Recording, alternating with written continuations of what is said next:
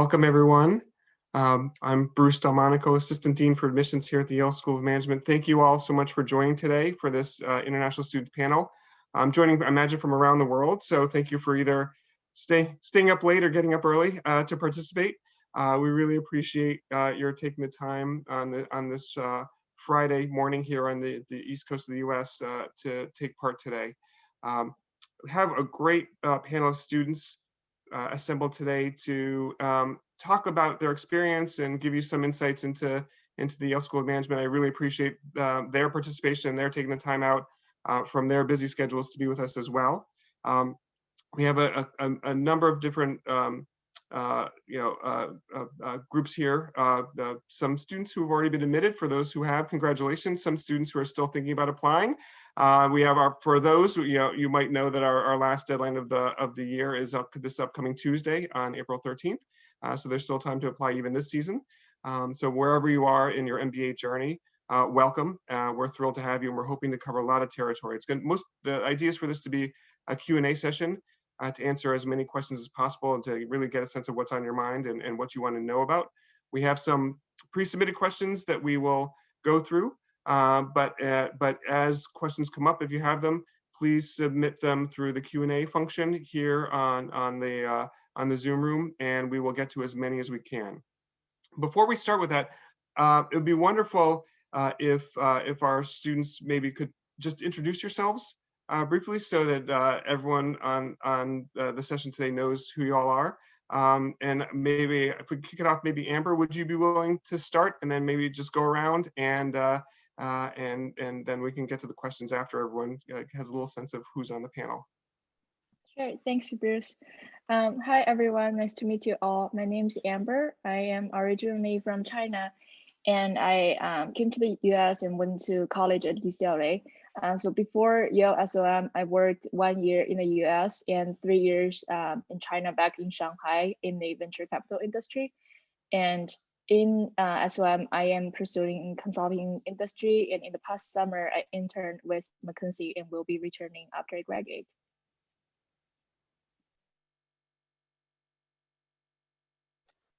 Okay, so let me go. So hi, everyone. My name is Chijoke. I am from Nigeria, and August 2019 was the first time I ever got to the United States, and that was because of I was admitted into Yale SOM. And prior to Yale, I studied at University of Lagos in Nigeria and finished in 2012. Then started my own edtech startup. Later joined the VC, then became a consultant. I'm in second year at Yale, and I interned in a faculty project with Yale, which was very impressive with Yale. Yale helped me get a faculty project during internship, and I'll be going to a tech company upon graduation in July. Thanks.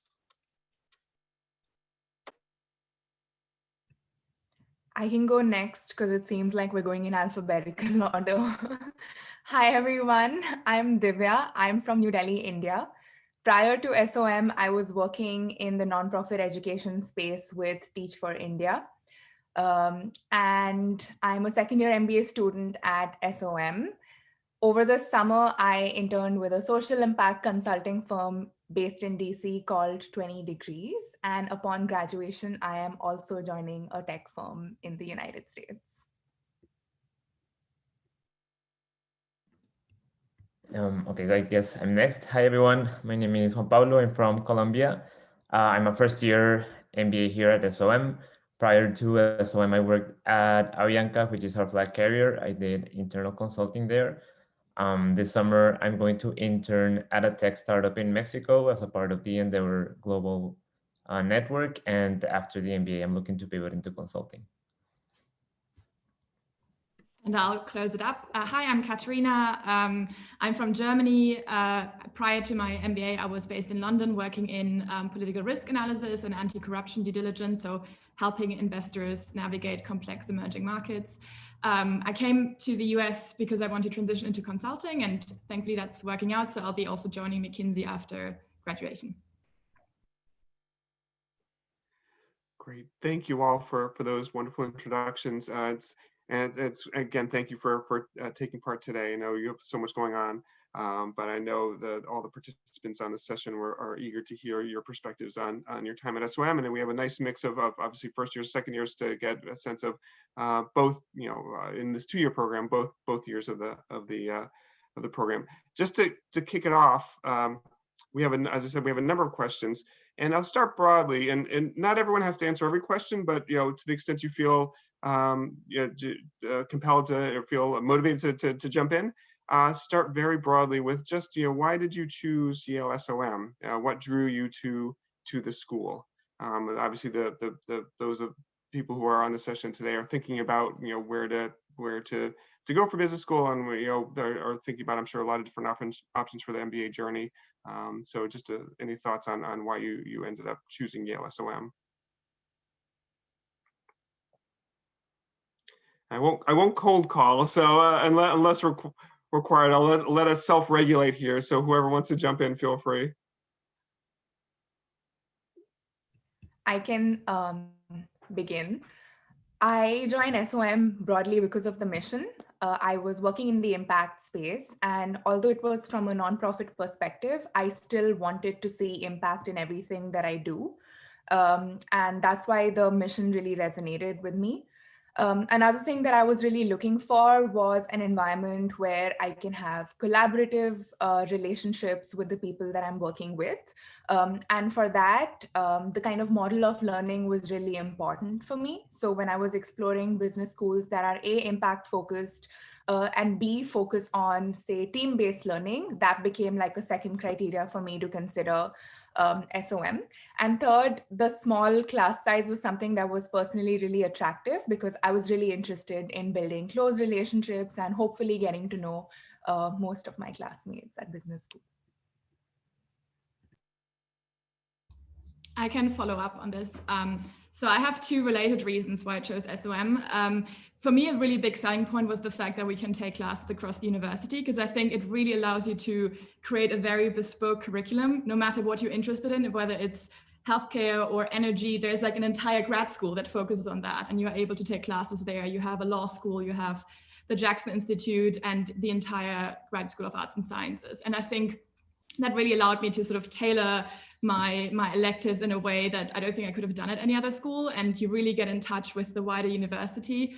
And I think related to that, it also attracts people who have that intellectual curiosity, who may not be just want to study accounting for 2 years, but want to explore other areas, have a lot of different interests and passions. And I think that's something for me that really drew me to the SOM community, and something I noticed when I interacted with students here.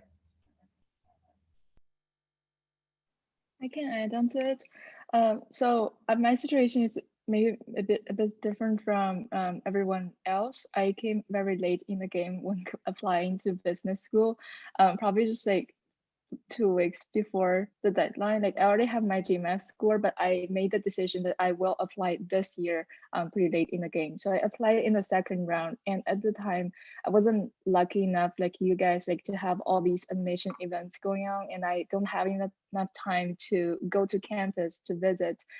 So my main resource of Yale is through a second year back in time. She was in Women in Management Club. And like once I expressed I'm interested, she reached out to me. Like she is the only one person from all the business schools that I am interested in that have students initiatively reaching out to you and just asking you like, do you need help? And just through our conversation, I get a sense of how close the Yale community is. And just like, this is a very small community. You only have 300 classmates in your class, and you pretty much like know everyone, and everyone is very supportive and helpful. I think that's really sets SOM aside from other business schools. If it gives you a feel of like warmth and welcoming even before you drop your application. So that's what drove me to SOM. Great, thank you all. Those are wonderful insights. And I guess wanted to, obviously talk about your experiences here. One more, I guess maybe a question that maybe is more practically oriented for those participants who are, thinking about business school and thinking about making the transition. Maybe some who might already be in the States, or some who are outside the States. Were there particular challenges or that you had making the transition to business school? Any piece of advice in terms of that transition that you might try to share with people who are sort of thinking about the making that transition, who are sort of where you were a year or two ago and thinking about the sort of the business school process? Okay, let me go in. So first, one thing I've gotten to know is that at times at first, no one is sure of anything. So if you're still unsure or certain, is B school good for me? Is it not good for me? You're in the right place, and you're in the right place. And when I was transitioning into business school, I was still not sure what career do I want to pursue. I said, okay, I want to pursue this career. I didn't know what I was going to pursue. You're going to meet a lot of people who are like that. And in fact, SOM is a place where they're going to help you find your center. They're going to walk you through, even though you write this is what you want to become in your application essay, and then midway you come in, you find another interesting career, everyone will walk you through. So you won't be left alone.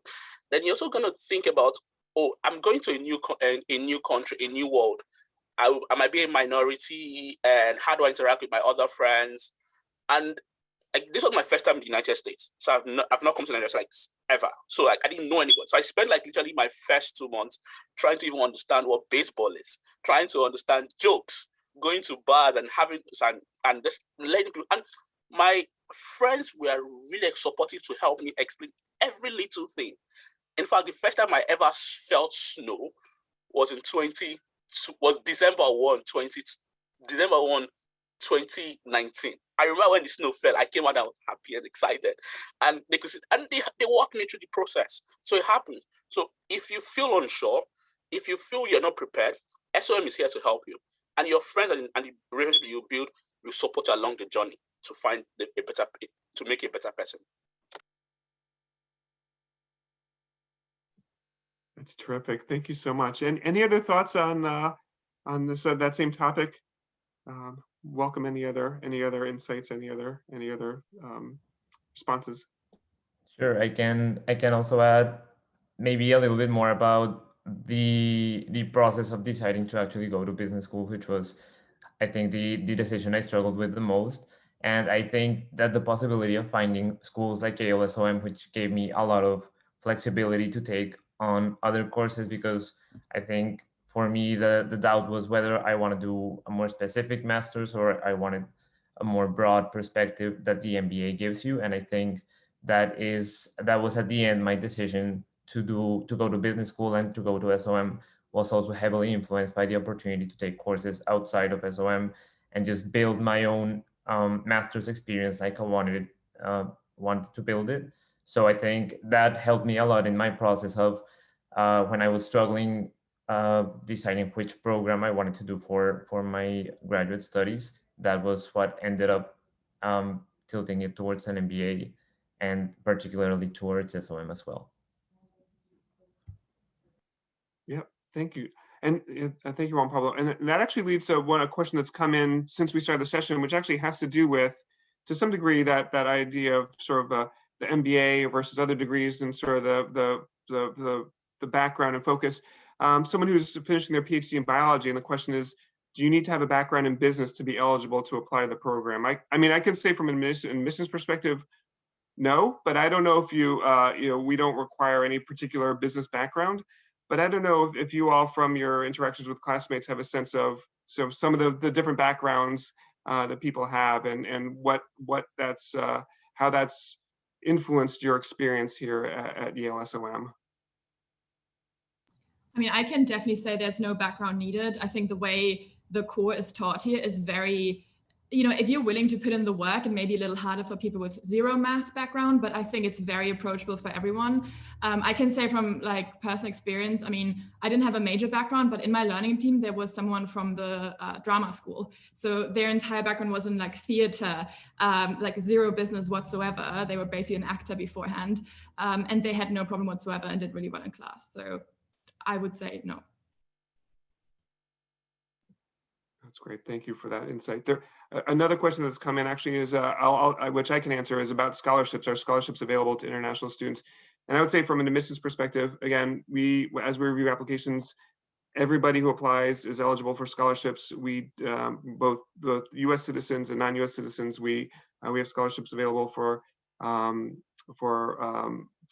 everybody, regardless of citizenship. That's not to say that everybody gets a scholarship. I won't put anybody on the spot here in terms of on that front, but we do consider everybody, and we do award scholarships to both U.S. citizens and citizens of other countries. So just to say that. But I would love to, Katarina, to maybe piggyback on your response just now, and in terms of that spoke to the classroom experience and the sort of business backgrounds of students coming in. There's maybe this might not be directly relevant, but there's a question that's come in about careers and hiring, and how feasible is it for an international student to obtain a full-time offer at a US-based company? And are there any difficulties, visa, language fluency, that tend to make those candidates less viable? So it's obviously an important question, important consideration for students or candidates as they're thinking about an MBA. So any insights, any thoughts there would be very welcomed. Should I take this one as well, or? Sure, if you want to start, and then I sort of welcome other perspectives as well. But okay. if you feel comfortable starting, that'd be great. So my perspective is that as an international student, you're a little bit more limited in terms of the firms you can apply to, because if you want to work in the US afterwards, right? Because you need to pick the sort of bigger firms that sponsor visa. So I can talk about consulting. It's sort of, you're a little bit more limited. Your peers from the US will have more firms to apply to because they don't all sponsor. But within those firms, I don't think they make any difference. If they sponsor, it's sort of level playing field. I think the only difference perhaps would be the fact that there's a lot of networking going on before you get your interview invite. And some people may not be as familiar with that, because I think that's a very US experience, right? The whole networking thing, small talk and all of that. And so I think that may take a bit of practice. I can also say sometimes, the easy topics for small talk are quite US specific. So it's about people's favorite baseball teams. And if you're an international, you're like, well, I have no idea and no interest in that. But I think that sort of takes a bit of getting used to, but it's definitely nothing that is a roadblock. And it just, sometimes where you need some cultural assimilation for a couple of weeks. And then let me just chime in here. I think there are three large industries that sponsor visas for internationals: consulting, investment banking, and technology. So those are the three large industry where most internationals recruit for.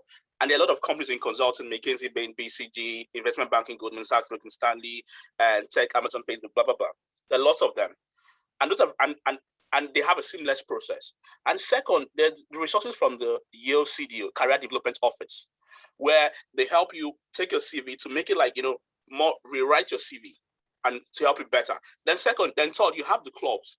So in investment banking, they have the investment bank, the finance club that will assign one mentor to two students. And they literally help you rewrite your CV. Like my CV, my mentor spent 5 different events to rewrite my CV. And after the 5th event, when I saw my CV, I was like, wow, this is beautiful.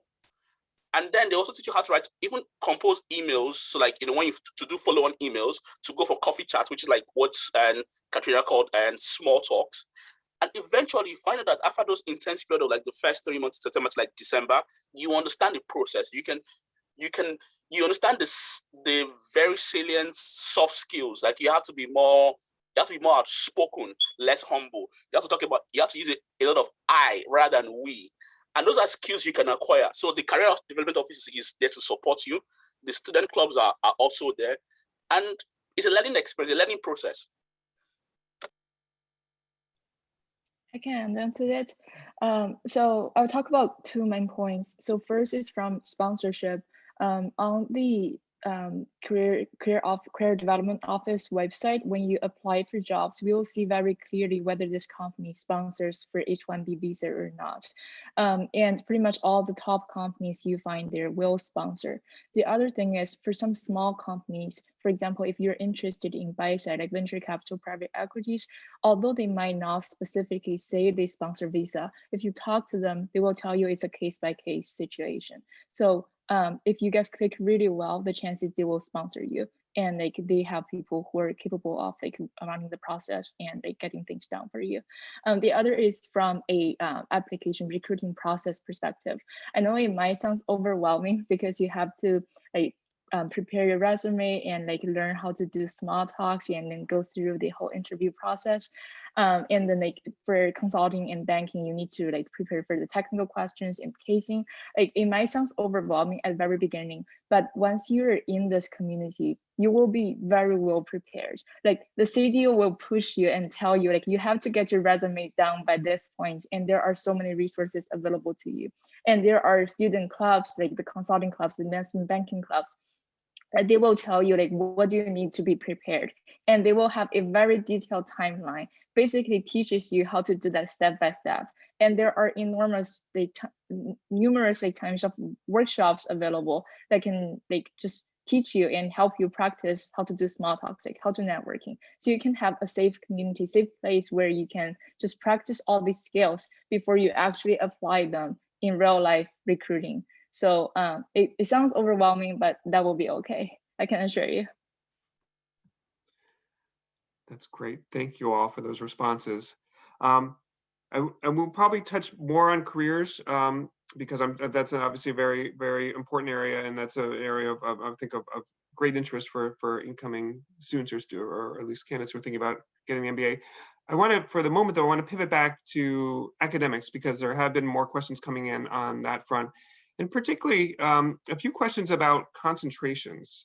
One question about whether there's a management science concentration here at SOM, and then another one about whether if you're not certain about what concentration you want to focus on, can you change concentrations throughout the course of your studies to something that more suits your interest? And so I don't know if, I mean, more broadly, if you want to talk about the academics, the idea of concentrating academically, and just kind of a little bit more about sort of how you can sort of focus your studies here at SOM. I can try to answer that. So more formally, we do have a management science concentration, and there are some courses at SOM that are STEM certified. So you need a minimum of 16 credits to get the management science concentration. And if you take courses with that affiliation, then you'll be able to, and you successfully complete those 16 credits, then you'll have that concentration on your degree when you graduate.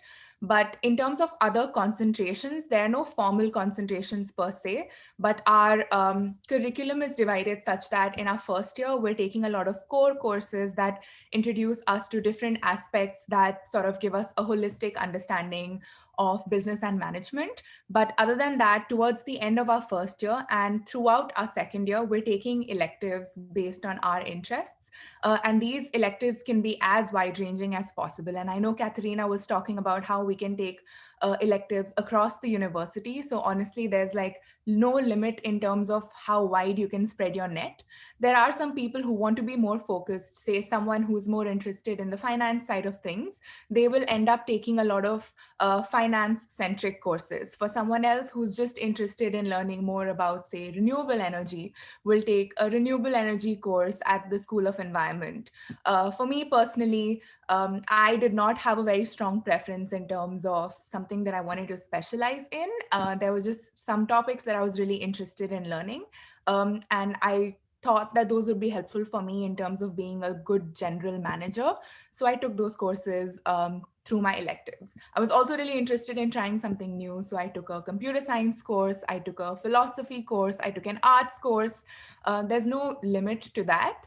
And in terms of shifting concentrations or areas of interest, you have your entire second year. So you can really plan each semester out and think about, okay, maybe this semester I want to take courses that are more data analysis centric. This semester I want to take courses that are more strategy focused. So there's so much choice in terms of the electives that are available, not just at SOM, but across the university.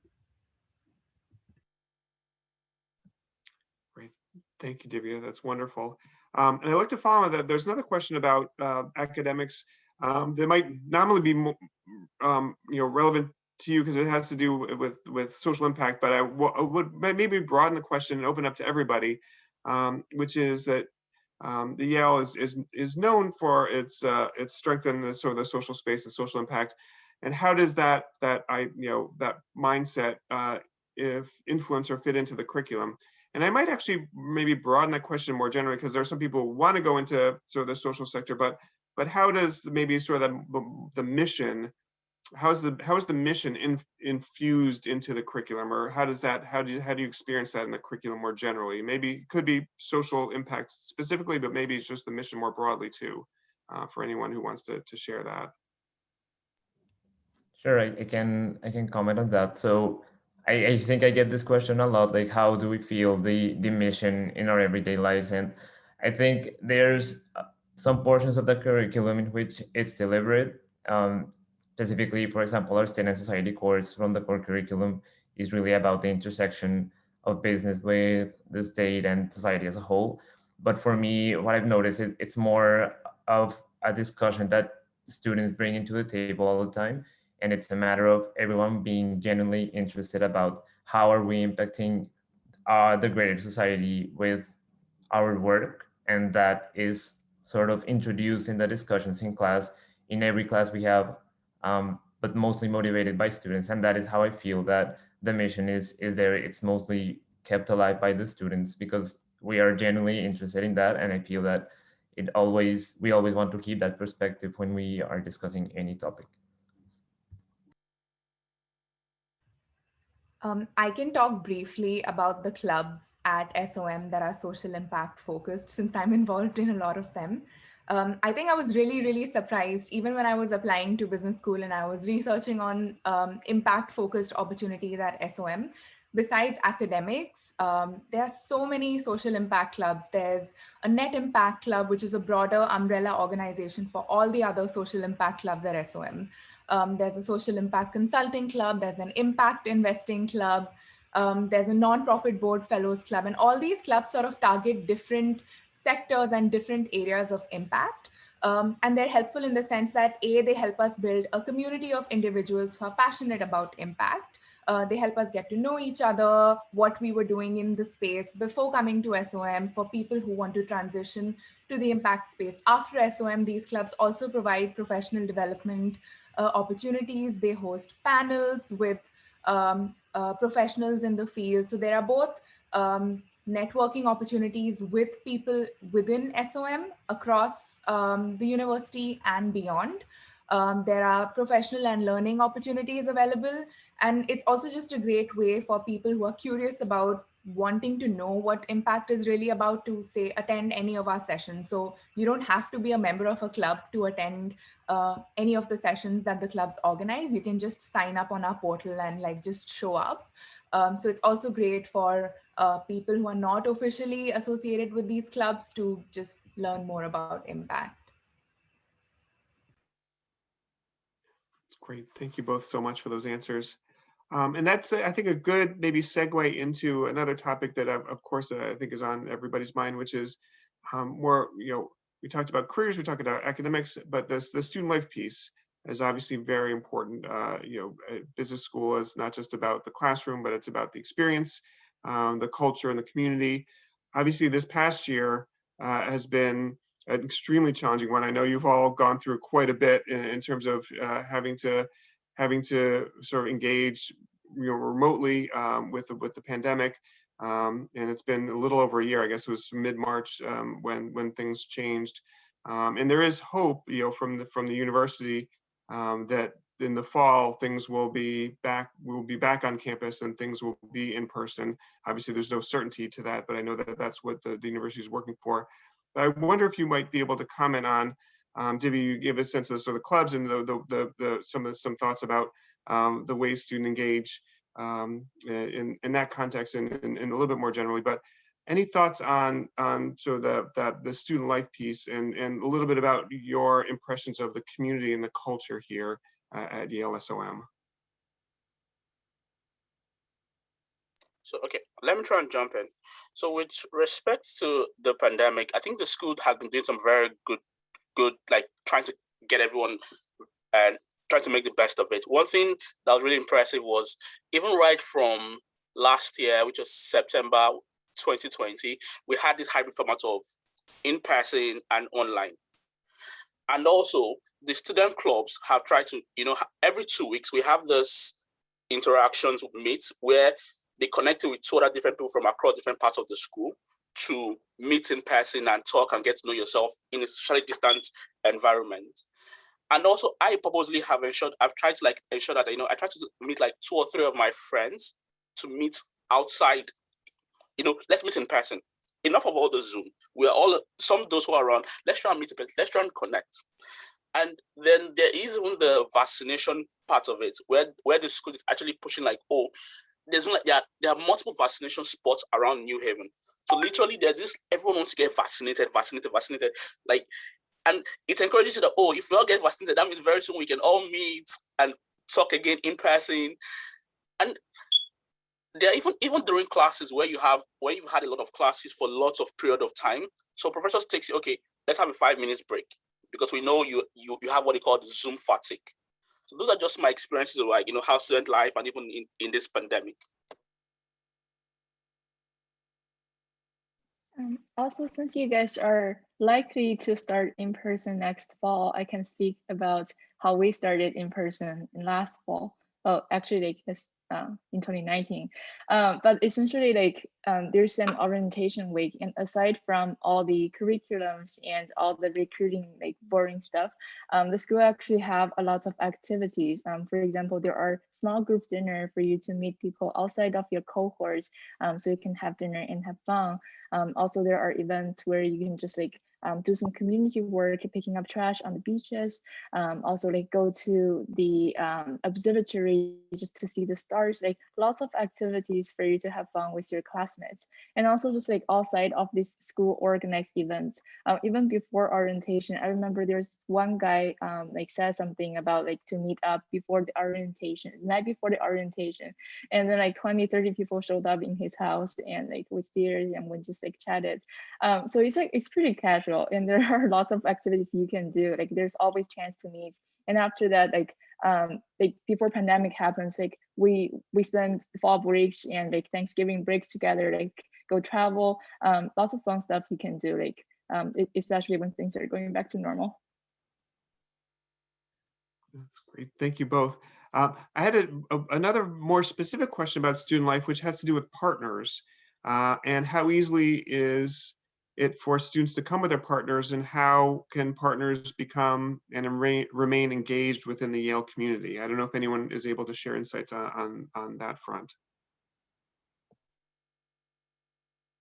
Okay, so I'm married, and so my wife and I came here. So I came in August, she came in December. So one thing is there's a partners club. And so if you have a partner, Yale has a partner school that's very supportive and help her integrate, even if you have children, or help him integrate. If you have kids, that there are facilities for how there are facilities for you. There's even milking room if one needs to, and breastfeed and everything. And then there's even the health insurance. If you also want to get health insurance for your partner. I know that yes, international, most of the time our spouses come with F2 visa, so that might be a concern. So he or she wouldn't be able to work. But if it's to get visa, when we I can remember my wife's interview at the visa office. They just looked at it. Oh, your partner is going to Yale. Boom, it was stamped. And that was easy.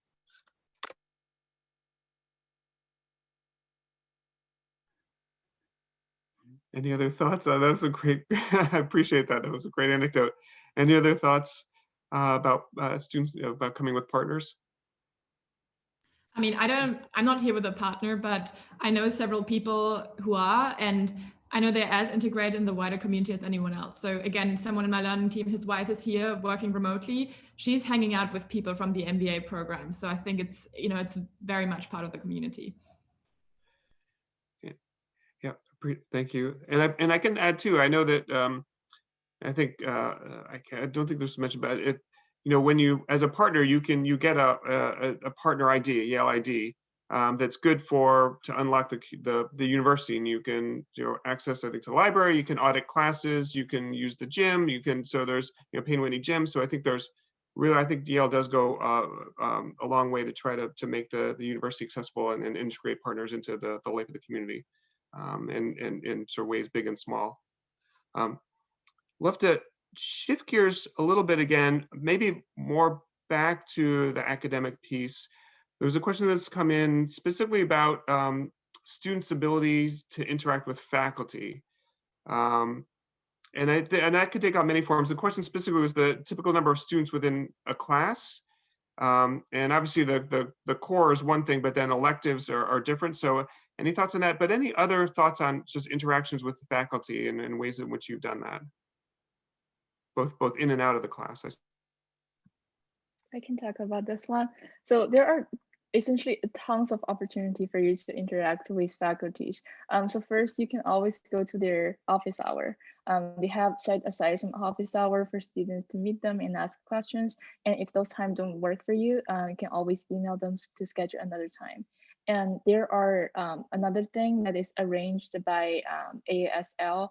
It's pretty much like happens every week. It's called Lunch with Professors. So pretty much a bunch of students will have lunch with the professors. And now, like with the pandemic, we're having those virtually. We're having a Zoom call with the professors so we can talk. Also, for some courses, like some of the classes that I take, the professor will have a sign-up sheets. So throughout the course, every week, like after the class, you can sign up for a spot to have lunch with the professor, and then you guys can chat like whatever is on your mind. And they're pretty flexible. I feel like all the faculties here are like very welcoming, and they like to talk to students. Like they like to meet you, and they like always say good things to invite you to like speak up and just meet them and talk more. I can talk about clubs and some other not so conventional ways of interacting with professors. So each club at SOM has a faculty advisor. So if you're working for a club, you get to work with that professor as well. And you have a lot of opportunities to engage even as peers in the club space. Other than that, clubs also host professors as speakers and panelists for different events that they host. So you can attend these different events and you can engage with professors, say, on the research that they're doing. For me specifically, I was really interested in working with professors in my field of interest. So I started actually just looking up professors on the SOM directory and across the broader Yale whose research areas coincided with my areas of interest. And I wrote emails to them and scheduled coffee chats with a couple of them. And I actually ended up working as a research assistant for one of the professors last semester. So there are a lot of, SOM provides a lot of opportunities through the classes, through the clubs, and through various events. But at the same time, professors are really open to responding to emails that they get from students, and they're really excited to interact with us. And honestly, it's completely up to you in terms of how you want to be engaging with these professors. There's no limit to that. Great, thank you both. And actually, another question that speaks maybe to the academic piece that a number of you touched on, and I think so. Divya, you and Katarina have spoken about taking classes outside of SOM and the opportunity to do that. And I think you might have spoken a little bit about some of the ways in which you have done that. But there was a question that came in recently about particular classes, examples of particular classes that you've taken outside of SOM. And also details about how you interacted with non-MBA students. So any additional thoughts on that? I know the opportunity, I think Divya, you spoke about the opportunity to take classes anywhere at the university, really without limit. So examples of ways in which you've done that. Divya, you did talk about some of the classes you took, but other examples and ways, in particular ways people have interacted with non-MBA students, I think would be appreciated by the audience. I mean, one class that's extremely popular is Renewable Energy Project Finance, which is at the School of Energy, which is like a proper financially modeling class. I've done a lot of classes at the Jackson Institute, at the law school. I think particularly for the Jackson Institute, it's pretty easy to interact with students because there are a lot of dual degree majors. So you have people who do both SOM and Jackson, Jackson being the School of International Affairs for those who don't know. And so usually you already know some of them, or you know someone in your class who knows them. And so it's pretty easy to connect with them and know them a bit better. It's perhaps a little bit more difficult in the law school classes because that's, you know, they're pretty big typically. And I guess being on Zoom, I think I can't really talk about how that would have been in person. But I think particularly for smaller classes, it's really usually a really good community. I also took classes in like a small philosophy seminar where I didn't know anyone in advance, and it was still very easy to, I thought, interact with people. So let me talk about two of my experiences. One is taking classes with the Yale Law School, and the second is also being a graduate affiliate at the Yale College, the undergraduate side. So at the Yale College, I'm taking a course which is negotiating secure transactions, and with the law school students. And it was very funny when I came to this class, and I didn't know much about law and you know, legal documents and covenants, and they were very good. And I felt like I was a fish out of the water. At the same time, we now moved to a particular section of these transactions where it was more about business terms and underlying like business economics. And then they were now the fish out of the water. But eventually in all this process, everyone learned from them. Like I learned a different perspective from them, and they shared with me their own perspective. And now I have an idea of, you know, how to interact with like negotiating with lawyers, working with them, how to think and everything. And then a second thing is, Yale has this thing where they have what they call graduates and graduate affiliates, which is graduate students are attached to a couple of the colleges, the undergraduate campuses and undergraduate schools. And then you as a graduate provide mentorship, organize events for the undergraduates. And I found this helpful because at times when you hear innovative startup ideas from all those undergraduates, when you also see their own perspective, when you help them even prepare for their final paper, or even tell them to even watch a movie or even go to the theater, you learn a lot. So one thing I'm learning from the Yale Law School, I'm also interacting with other undergraduates, and those are experiences that are kind of very unique to Yale. Like they are very unique, and they kind of make me feel like they make me a well-rounded individual.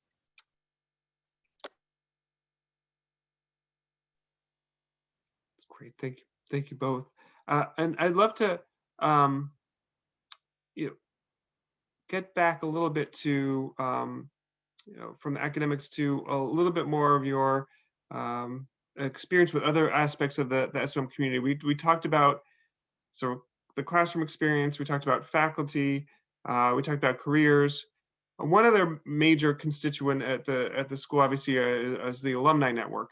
And I want to get a sense from you to how have you interacted with alumni in your time at Yale SOM, and so what have you learned about that, or what about those alumni interactions?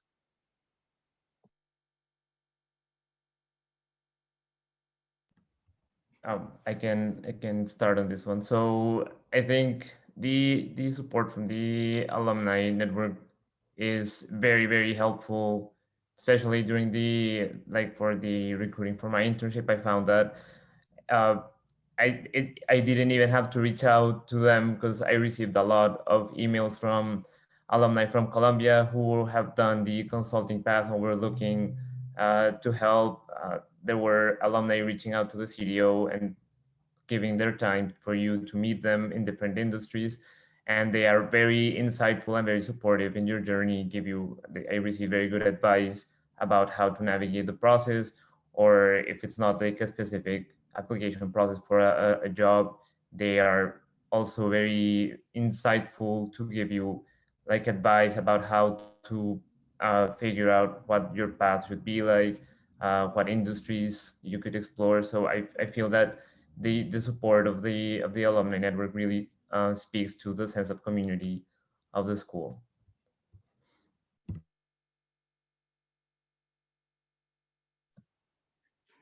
Thank you so much, Juan Pablo. Any other thoughts about any alumni interactions or ways in which the alumni have been so helpful to you or engaged with you during your time at SOM? I remember before coming to SOM, I was coming from India. So a lot of alumni actually hosted mixers at their place back in my home country. And I know that happened across like different countries as well. So other than the more official ways of interacting with students, be it through recruitment and networking events, or even through clubs where alumni often come as speakers and panelists, there are a lot of informal ways to engage with alumni. So it could be these kind of mixers. Before coming to SOM, you can honestly, you have access to an alumni directory. So I guess you guys can figure out, I do a lot of searching across directories for faculty, for students, for alumni. And that's how like I try to find people in my areas of interest. And honestly, like I've just written emails to people and most of them get back. And an interesting story is that during the pandemic, my summer internship got canceled super last minute. And I'd been in touch with this alumni just casually because both of us were interested in the same thing. And I was chatting with her about it. And she's like, oh, hey, I think I know someone who's looking for an intern. And it was through her that I very last minute got like a second internship. You'll be surprised by the ways alumni can help you out, but you have to be proactive in making that connection with them. Thank you so much. That's a wonderful, wonderful answer, a wonderful example. It's to be able to sort of network and actually have that turn into an internship is pretty impressive and pretty special. I had a very specific question that came in. I think we talked about the fact that school right now is hybrid. It's a combination of in-person and remote, and that's been the case for this academic year. The hope is that we will be fully in person in the fall, but obviously there are things that need to happen before that's the case. But there was a question actually about international students who had to take classes from their home country this past year. Whether you're, I think all of you are in the States in New Haven, but to the extent, I think there might be a handful of students who were remote. And the question is kind of inspired by the fact that, by the fact that embassies, there's still some visa appointment issues, and so the question was, so you aware of that, and how did that work? You might not have personal experience. I don't know if you have any thoughts about the idea of studying from one's home country as opposed to being here in the States. Yeah, I actually have a close experience. One of my peers on my learning team wasn't able to make it during the first semester. He joined class from Bali, so he was 13 hours away from us. And it was a bit challenging in terms of scheduling time to meet for our projects and all those, I mean, the academic stuff. But I found it very interesting that having the Zoom, the virtual environment, and like that is such a big part of, it has been such a big part of my MBA so far because of all the restrictions. But I was very surprised to see how much I was able to connect with him during that semester. And when I first met him in January, we were all super excited, and it was like we were already friends. It really felt like he had been able to meet a lot of people virtually. I don't know, casing for consulting club or on some other clubs meetings, etc. So I think the community really stepped in and helped him like integrate with everyone. And now that he's here, I feel that he was able to overcome the barriers of joining from the other side of the world. To add on to Juan Pablo's point, and Bruce, please correct me if the details are wrong.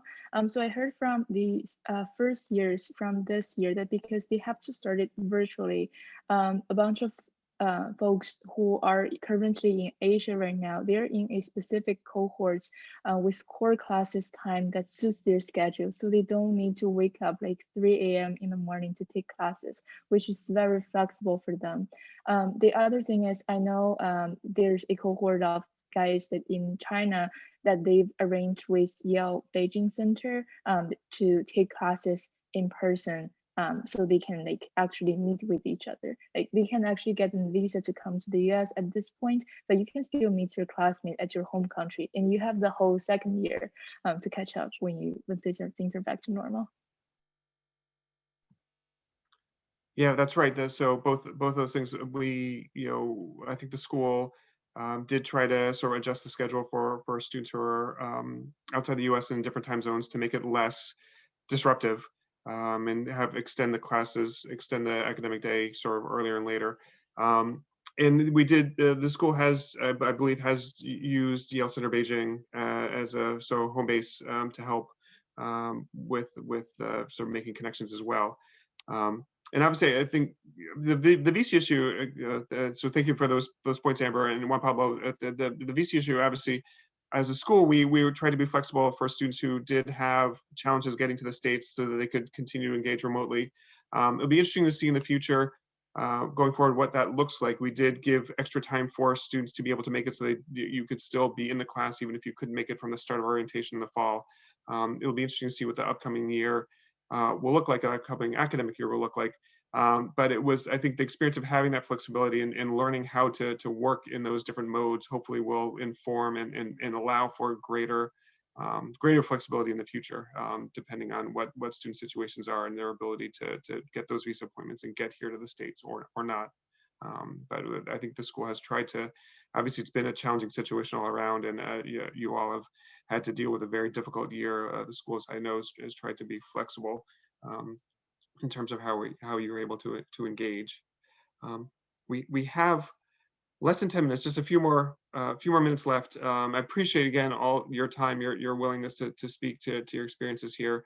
Try to get to as many more questions as we can. I apologize, we're probably not going to get to all of them, but try and get to a few more. One, just jumping back to the career services and career development piece, and I think you all touched on this, but one question is, what opportunities do students at Yale SOM have to start networking with potential employers?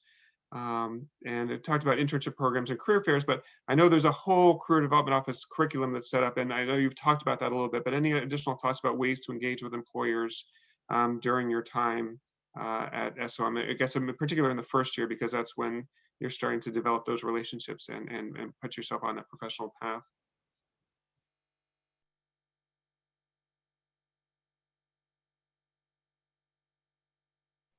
I can start on this one.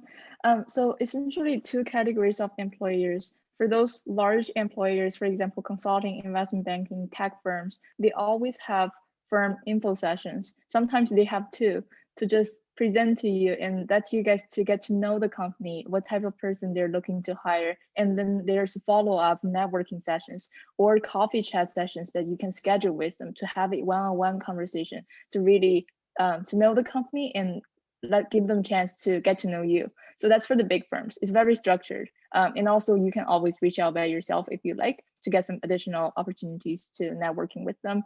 The other is for small startup companies, if that's something you guys are interested in. So for those, the school CDOs and many students clubs arrange those career fairs where there are a bunch of firms looking to hire at SOM, and they have a small career fair where you can just go in and like talk with different firms that you're interested in. So sort of a condensed networking opportunity for you to go to in one space and to network with many firms that are potentially you're interested in.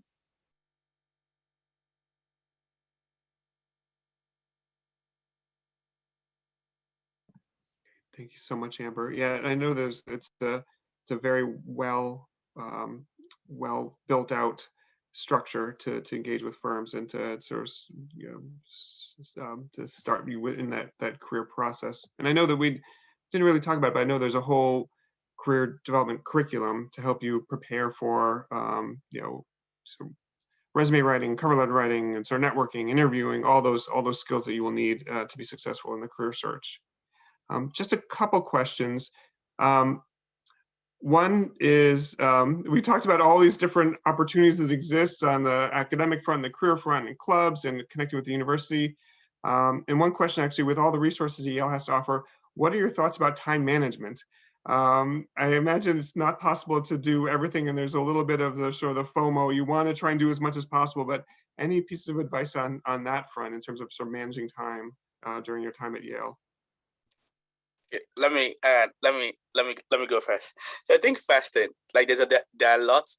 So first, you learn eventually how to manage your time better, and you also learn how to what to prioritize and what to deprioritize. So I always tell myself there are 3 different things that are important in business. I might have three or less, or depending: academics, networking, and whatever you want. So maybe in your first and 4-1 and 4-2, you prioritize academics, or even 4-1 academics and 4-2 recruiting. Fourth, and then in spring one, later I just prioritize, okay, I want to meet as many people as I want to meet. I want to network and know people and know different people. Then based on all those your choices or your choice, you know what to divert your energy into. And now I don't know how it is that I can stay up late at night till 12 noon because there are still lots of things I need to do. Before maybe I could just like work short, but like eventually you learn how to be more efficient with your time and like do things and become 80-20.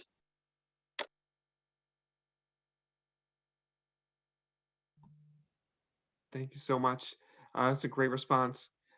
We have just a couple minutes. I'm going to try and squeeze 2 final questions in, which is probably overly ambitious. But the first one is, but I would love to get to them both. The first one is, what aspect of the Yale SOM culture appeals to you the most?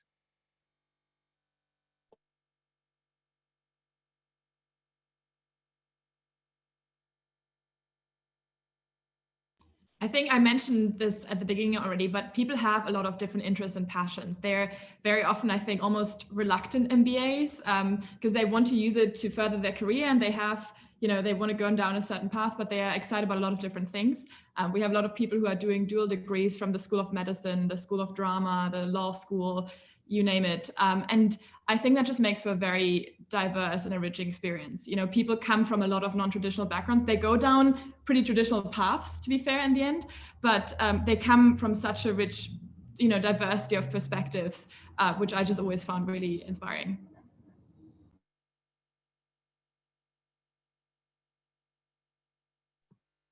Thanks so much. And last question, we have just a couple minutes.